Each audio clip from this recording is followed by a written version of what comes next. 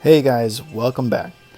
So for this project, I'm making a LED light sign.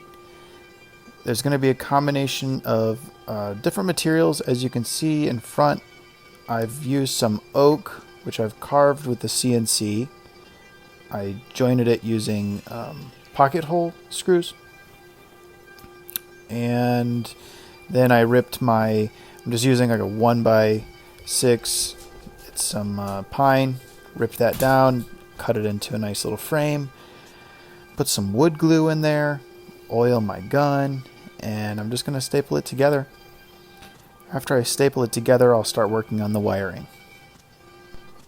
I know a lot of people don't support Harbor Freight tools. I've used their tools. Some of them are really bad and some of them are surprisingly good. Quick side note, my wife's in the shop today, just wanted to say hi.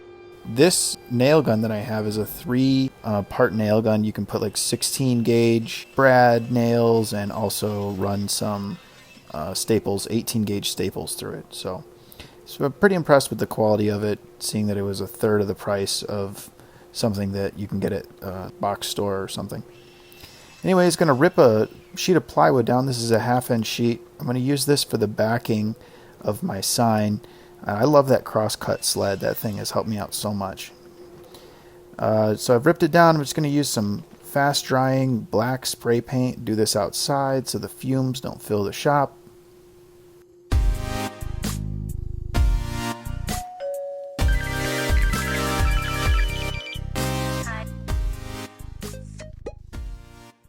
Alright, so now that we've got that painted, while it's drying, I'm going to take a look at the lighting and wiring.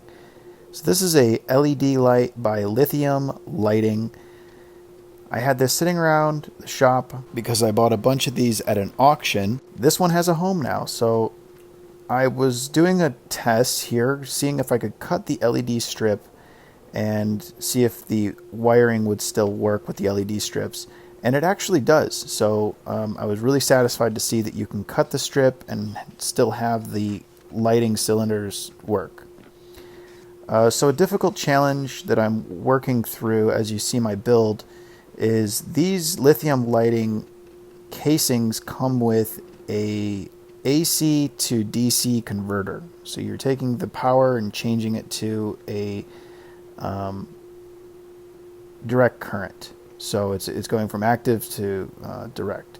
So I just have to figure out how to make this code and so that there's no loose wires on the inside that could cause a fire hazard. So go ahead and watch this build, and I'll talk about some of the highlights at the end.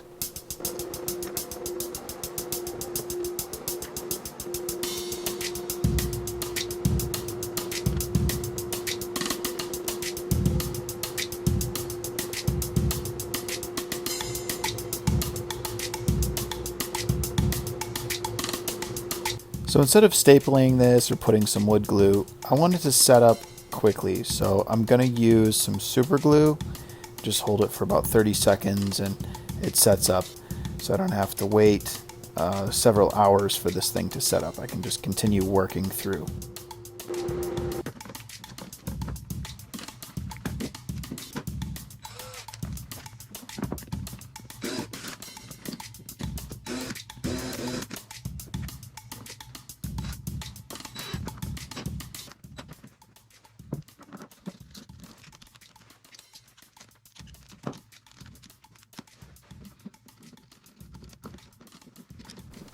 Alright, so I've secured the light with the ground wire, attaching it to the metal base. This is an important key. You want to ground the light to your main. So after doing that, then I can start to work on the DC converter, which is that little white box right there. And how I figured out how to do this is I'm going to screw into the side of the frame, securing it from the outside in. And you'll see me do that here in a second.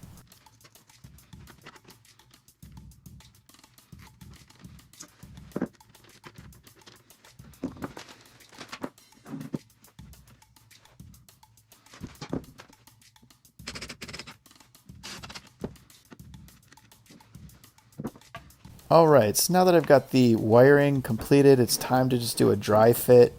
Make sure everything looks good. See, I've got the back on there now. the lighting, and just doing one final inspection just before I lock everything up. Everything looks great. Time to start drilling the pocket screws in, and as you can see, I'm going from the outside going in. Everything looks good. There's about 3 on the lower portion and 2 on the sides, so this thing will be nice and secure.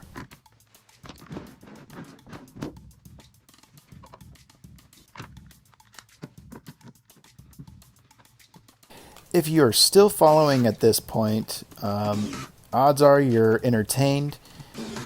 I'd like to ask you a question. How do you feel about this perspective with the camera on the head? Does this make you feel dizzy, or do you guys kind of like the flow? Let me know down in the comments section if you want to see more videos like this, or if you want me to get a tripod and have a more stationary camera. Let me know what you think.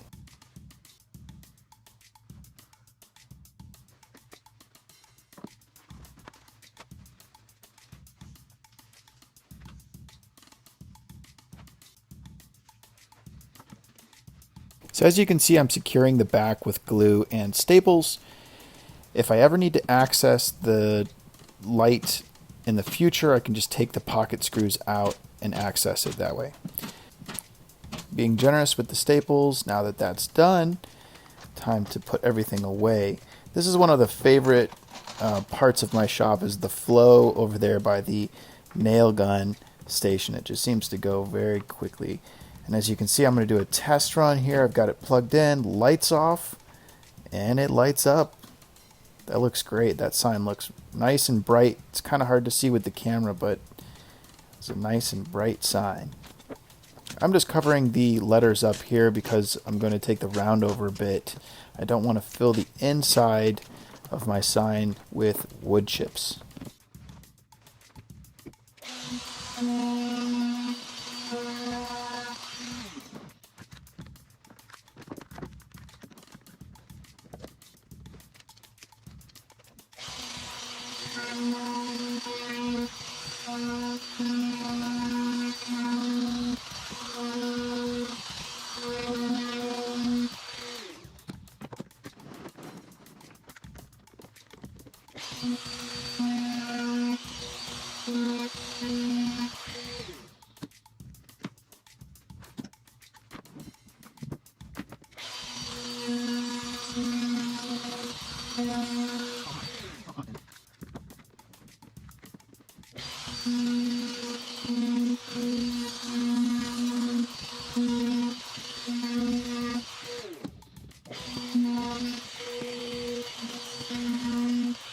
So I put a round over on the front and the back. No sharp edges there. For this project, I'm going to put a Rust-oleum. This is an antiquing blue stain. I really like how this leaves the oak, the open grain in the oak, looking nice and dark with a nice blue tint. It's a combination. It's a good medium between paint and stain. And I think for this sign, I think it looks masculine, and it also kind of looks rustic. So it was fitting, so I went ahead with it and go ahead and take in this satisfying part of the build.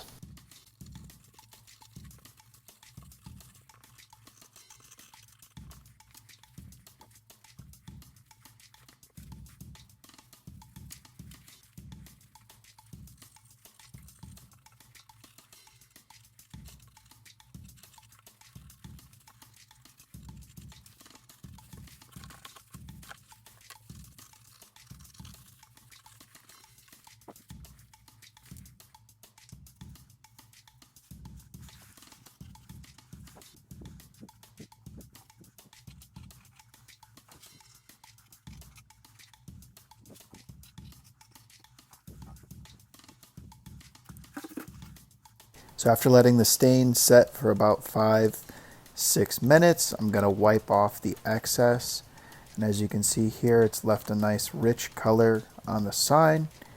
I ended up staining the edges, and that looks very nice. You probably won't see those edges very much, but I just stained them because I don't want any exposed sides. Now after it's sat for about 2 days, I'm going to cure it. This is just a sealing oil, just a nice finish, so that if the sign ever were to get wet, it would seal it, and hopefully there wouldn't be any damage to the wood. Well, that about does it for this build. Hopefully you enjoyed this process. If you have any comments, go ahead and comment below. If you have any ideas of projects you think we should try, we're always up for a challenge. Go ahead and like, and if you do like what you see and you want to see more, go ahead and subscribe. Thanks so much for watching. We'll see you next time.